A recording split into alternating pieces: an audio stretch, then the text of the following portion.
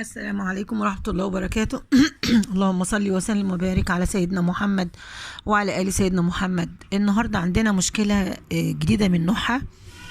قبل ما اقول لكم عن المشكلة، انا ماما سوير كيتشن فاميلي ميكس. اللي لسه ما اشتركش عندي يشترك وتكتبي لي كومنت حلو تقولي انت من انهي بلد. تمام.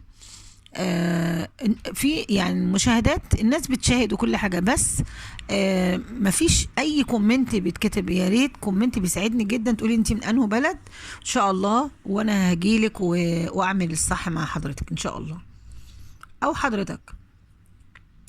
النهارده مشكلة جديدة من نوعها، يعني من البلاوي اللي عماله تحدف علينا، بقى بلاوي الزمن اللي احنا بقينا فيه ده. ان المشكله دي منين؟ من بورسعيد، محافظه بورسعيد. تمام. المشكله هي ايه؟ واحد راجل كبير كبير في السن، عنده 51 سنه. كويس. ساكن قريب من اطفال صغيره بتاع 10 سنين كده ولا حاجه. بدأ ان هو يحن عليهم ويعطف عليهم ويجيب لهم حاجات حلوه، ويجي رايح مشوار تعالي معايا فلانه.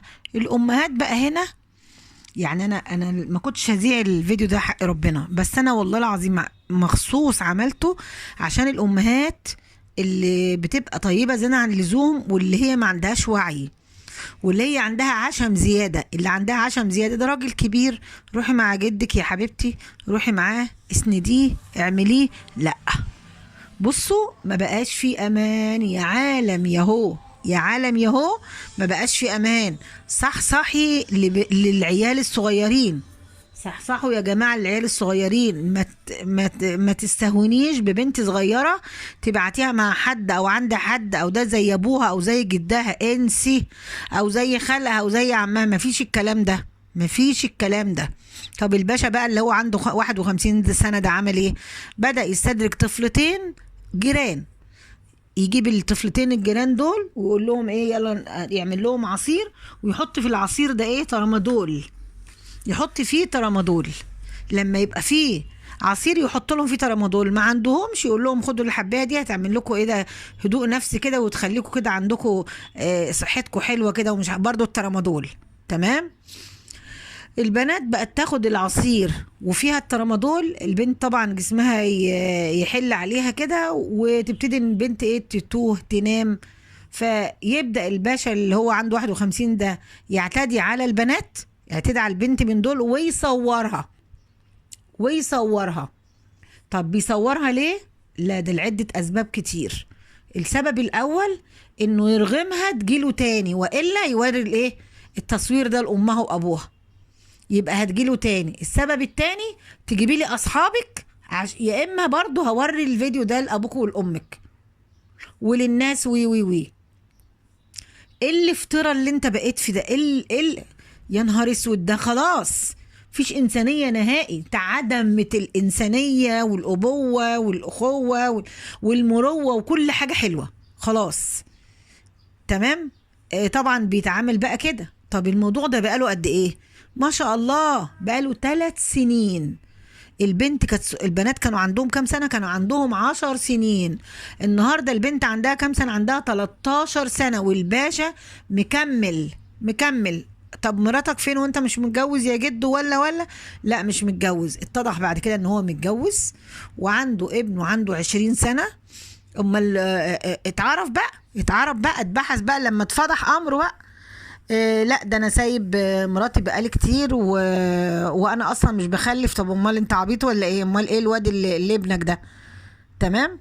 طيب ايه اللي حصل لغايه دلوقتي؟ البنات بعد ما كان عندهم 10 سنين، الباشا مكمل معاهم 3 سنين اعتداء على البنات، على البنتين دول، وايه، وغاصب عليهم يجيبوا له اصحابهم. يعني الاتنين دول اللي اشتكوا من ايه؟ بسبب، يعني هقول لكم. واحده منهم، طبعا الاتنين حملوا اوتوماتيك كده، البنات كبرت وخلاص وحملوا. واحدة منهم جنينها سقط، يعني هي ضعيفة زيادة عن اللزوم، والجنين وقع منها، يعني كيس الجنين وقع وسقطت البنت. التانية كملت وولدت ولد. طبعا اتنسب للباشا الولد، لما طبعا عمل اللي هو دي ان ايه دون، اتنسب له الولد لان طلع ابنه. تمام. وبدأوا ان هم يبلغوا عنه واتقبض عليه بالفعل، ولسه جاري التحقيقات معاه الباشا. 51 سنة، ده عايز ايه من الدنيا؟ طب ما تروح تتجوز الاطفال الصغيرة دي. يعني انا مش فاهمة غيتك ايه في اطفال الصغيرين 10 سنين. يعني 10 سنين دي ايه اللي بيهواك فيها انك عايز تتجوزها او تعتدي عليها؟ قصدي اسفة، مش يتجوزها، انك تعتدي عليها. ايه اللي غواك في البنت اللي عندها 10 سنين دي؟ طب ما تروح تتجوز. يعني انا مش فاهمة يعني. مش عارفة يعني، ما عندكش نخوة الأبوة كده؟ ما عندكش رجولة كده انك تبقى راجل كده وتحافظ على العيال الصغيرة، او اب او جد او ازاي يعني؟ يعني مفيش احساس خالص. مفيش احساس. بتجيب بانه قلب تعتدي على عيله صغيره عندها 10 سنين، وتنيمها بالترامادول، وتجهدها بالترامادول، وتقل من صحتها، ده انت خلاص هتبقى البنت مدمنه. انت في ايه يعني؟ انا مش فاهمه والله. جايب القلب ده منين؟ جايب القلب ده منين؟ تديها ترامادول عشان ما تحسش بيك بتعمل فيها ايه، وتصورها وتعايرها بعد كده بالصور، وتطلب منها ان هي تجيب لك اطفال اصحابها، وتطلب منها انها تجيلك في الميعاد اللي انت عايزه، وتعوزها في المكان الفلاني و في ايه ده؟ ايه اللي انت فيه ده؟ انت يعني مش فاهمه والله العظيم. برضو نقول سرعة الاحكام تخلي الناس، يعني هقول لكم ايه، نقول من امن العقاب اساء الادب في كل حاجة بقى، في اغتصاب، في سرقة، في قتل، في كل حاجة، في كل حاجة. انما دلوقتي انا لو رايح اسرق وعارف ان انا بكرة الصبح هتحكم عليا بالاعدام، مش هسرق. يعني هي ما جاتش بقى النهاردة اصبر لبكرة يمكن ربنا يرزقني، هطلع سكينة واموت اخويا. طب ده انا بكرة هتعدم، يبقى ما موتوش بقى، ما انا هموت الصبح. انما بقى يقعد سنة واتنين وتلاتة، الصلاة على النبي. يعني زي القاضي المستشار ده اللي قتل زوجته شيماء، المذيعة شيماء، النهاردة بقاله سنة و8 شهور قاعد بياكل وبيشرب وبيستحمى ومتدلع في السجن، وهو قاتل ومصور الجريمة وكل حاجة زي الفل. كل حاجة زي الفل، قاتل وحارق ومجنزر ودافن وكل حاجة، ولسه ايه زي ما هو. مفيش سرعة احكام يا جماعة. عشان كده اللي بيقتل كل يوم، واللي بيذبح كل يوم، واللي بيغتصب كل يوم، واللي بيسرق كل يوم، كل يوم في مشاكل وبلاوي. سرعة الاحكام يا جماعة. وكمان الحدث، العيل الحدث ده يتحاسب لو حد عمل حاجة غلط وعنده 17 سنة، يتحاسب ويبقى فيه، ما يبقاش حديث طالب حديث او ولد حديث، لا، يتحاسب على انه راجل كبير ويتعدم. الباشا اللي عنده 51 سنة ده، انت عايز ايه من الدنيا تاني؟ عايز ايه من الدنيا تاني؟ عايز تتجوز؟ ما تروح تتنقل على عين اهلك وتتجوز.